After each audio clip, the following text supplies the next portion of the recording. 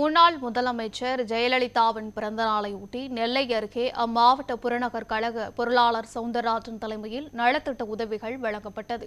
நெல்லை மாவட்டம் ராதாபுரம் தொகுதிக்குட்பட்ட ராதாபுரம், செட்டிக்குளம், பெருமணல், கூடங்குளம், பரமேஸ்வரபுரம் உள்ளிட்ட இடங்களில் முன்னாள் முதலமைச்சர் ஜெயலலிதாவின் உருவப்படத்திற்கு மாலை அணிவித்து அஞ்சலி செலுத்தப்பட்டது.